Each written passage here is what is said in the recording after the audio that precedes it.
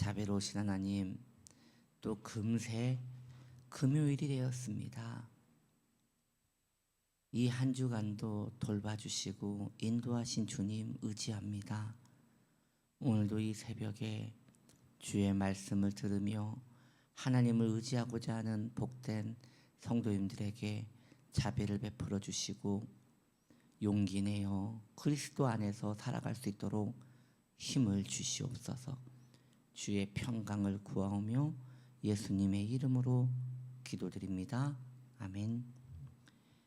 하나님 말씀 빌립보서 4장 21절 22절 말씀입니다. 그리스도 예수 안에 있는 성도에게 각각 문안하라.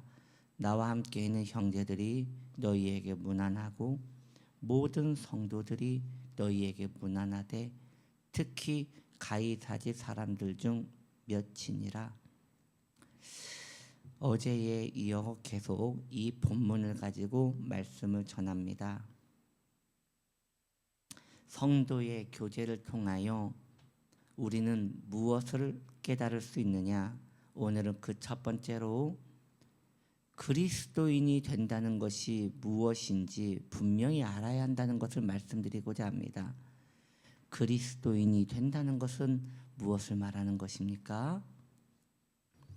그리스도인은 어떤 사람입니까? 사도는 성도라는 말을 거듭 사용함으로써 이에 대한 대답을 줍니다. 이 부분에서도 교회가 모든 시대에 걸쳐 신약 성경의 원형에서 많이 이탈되었음을 우리는 금세 알 수 있는 것이에요.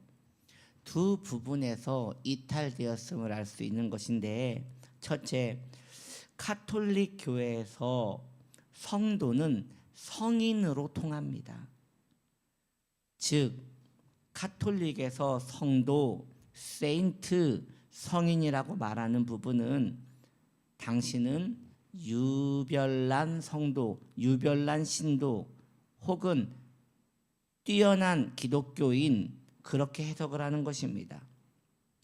즉 성도 수준에서 더 높은 성도를 이야기할 때 가톨릭에서는 세인트, 성도라고 말한다는 것이지요. 또 오늘날 이 기독교회 안에서도 또 다른 의미로 이야기가 돼요. 그냥 부르기 멋쩍을 때 그냥 성도님 한단 말이에요. 뭐라고 부르기 뭐할 때 성도님 한단 말이에요. 그분이 집사님도 아니고 장로님도 아니고 안수집사님도 아닐 때, 아니면 혹은 그것에 대하여 잘 모를 때에 그저 그냥 성도님이라고 한단 말이에요. 그렇게 또 작게 쓰여질 그런 호칭도 아니라는 것이죠.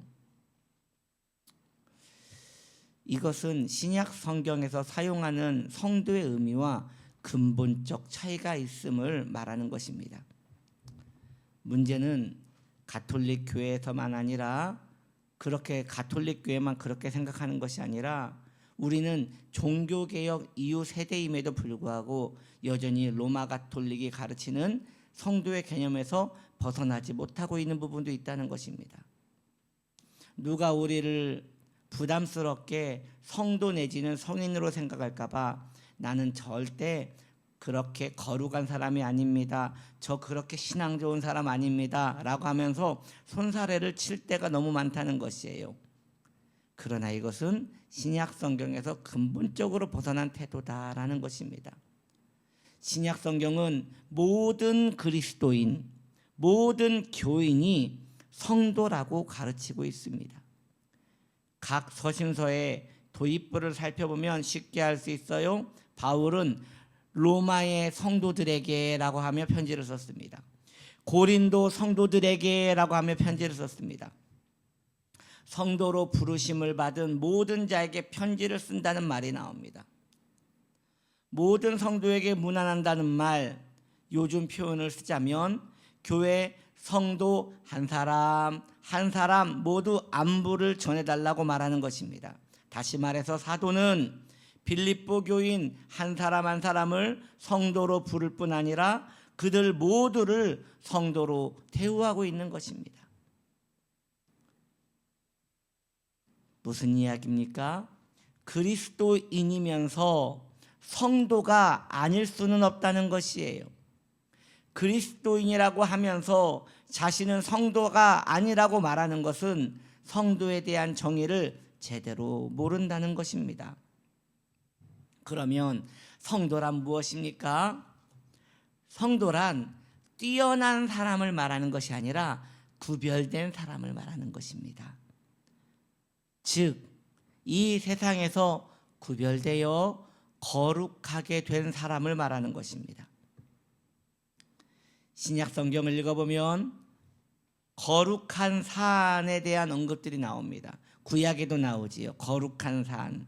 이것은 그 산이 특별해졌다는 것이 그 산이 특별해졌다는 걸 말하는 것이 아니라 그 산이 따로 구별되어 성별되었다는 것을 말합니다. 산의 구조 자체가 바뀌었다는 뜻이 아니라 하나님께서 그 산을 특별하게 구별되어 그곳에서 예배 처소를 만들려고 할 때 거룩한 산이라고 합니다. 구약에 보면, 레위기에 보면 성물이 나옵니다. 거룩한 기구라는 것이지요. 그것도 마찬가지예요. 성전에서 성별에서 쓰는 기구를 가리키는 것이지 그것이 특별하게 만들어진 것을 말하는 것이 아닙니다. 그 기구에 피를 부어 성전에서 쓰도록 구별한 기구를 말하는 것입니다. 자, 이걸 적용해 보면 성도도 똑같다는 걸 알 수 있지요. 신약 성경에서 나오는 성도의 의미를 이해하는 열쇠가 바로 여기 있는 것입니다. 어떤 의미입니까? 그 첫째로 성도는 전능하신 하나님이 세상에서 따로 불러내신 사람들입니다. 중요해서 다시 말씀드려요. 성도란 무엇입니까? 성도는 전능하신 하나님이 그분의 뜻대로 세상에서 따로 불러내신 사람들이에요. 우리는 원래 죄와 허물 가운데 태어난 죄인들이었습니다. 그런데 하나님의 은혜가 예수 그리스도 안에서 우리에게 임하여 우리를 사로잡으셨고 우리를 찾아내어 따로 구별하셨습니다. 우리는 이처럼 하나님의 특별하고 거룩한 백성으로 구별된 사람이 된 것입니다. 하나님이 자기 백성으로 정해놓으신 사람들이 된 것입니다. 하나님은 그런 자들에게 특별한 관심을 기울이시고 아주 특별한 목적에 의하여 그들을 사용하시는 것입니다. 이것이 신약 성경이 가르치는 성도, 교인에 대한 개념입니다. 하나님은 교회 밖에 있는 자들, 다시 말해서 자연인들, 교회 밖에 있는 자들을 대하실 때와 성도를 대하실 때 그 방식이 다르십니다. 이러한 성도의 1차적 의미, 우선적 의미를 우리가 마음에 두고 명심하며 살아야 할 것입니다. 해야 할 일과 하지 말아야 할 일을 생각하는 것보다 먼저 내가 누구인지를 생각하는 게 중요합니다. 성도는 어떻게 살아야 하는지 그것이 중요한 것이 아니라 그보다 더 중요한 것은 내가 성도인가를 생각하는 것이 더 중요하다는 것입니다. 우리는 이 무가치한 죄인을 하나님이 만드셨고 하나님이 만지셨고 하나님이 흔드셨다는 것, 우리 속의 과거와는 전혀 다른 그 무언가, 보통 사람들에게 임하지 않았던 그 무언가, 그것이 나를 붙드셨다는 것, 그것을 내가 깨닫고 있다는 것, 그것을 아는 모든 이들은 성도가 되는 것입니다. 내 생각 속에 하나님이 계시고 내 마음 속에 하나님을 그리워하는 마음이 있는 사람이 있다면 그는 성도가 되는 것입니다. 보통 사람은요, 불신자들은요, 그런 마음이 없습니다.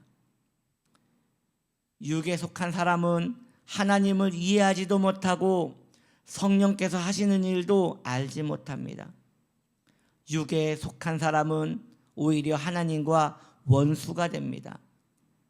대부분의 사람들은 하나님이 내 안에 있는지, 하나님에 대한 그리움이 있는지 그런 것에 대하여 신경을 쓰지 않습니다. 그런데 왜 성도는 그것에 대하여 신경을 쓰는 것입니까?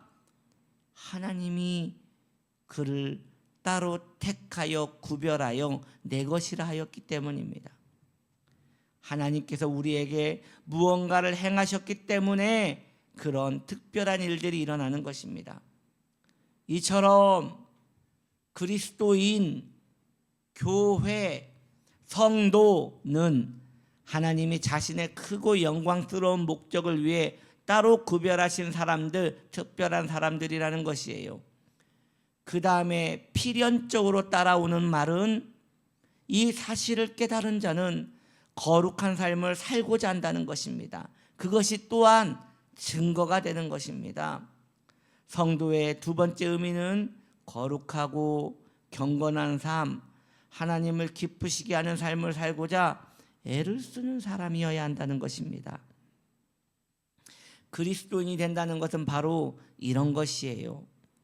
여기에서 강조점은 우리의 노력에 있지 않고 하나님이 우리를 구별하셨다는 인식과 자각에서 그 거룩한 태도와 의지가 일어난다는 것입니다. 성전의 기구가, 성물이 구별되고 성산이, 거룩한 산이 구별된 것처럼 우리도 구별되었습니다. 그리스도인은 세상 사람들과 다른 특별한 사람들, 예외적인 사람들입니다. 하나님이 그들에게 행하신 일이 있기에 특별할 수밖에 없는 것입니다. 신약의 그리스도인들처럼 우리도 자신이 구별되었다는 사실, 세상에 살고는 있지만 구별된 무리 속에 속해 있다는 사실, 이 세상의 질서 속에 살고 있지만 또 다른 질서 속에 구별되어 살고 있다는 그 사실에 기뻐하며 사셔야 하는 것입니다. 오늘은 여기까지 하겠습니다. 다음 주 월요일 두 번째 명제를 다루도록 합니다. 기도합니다.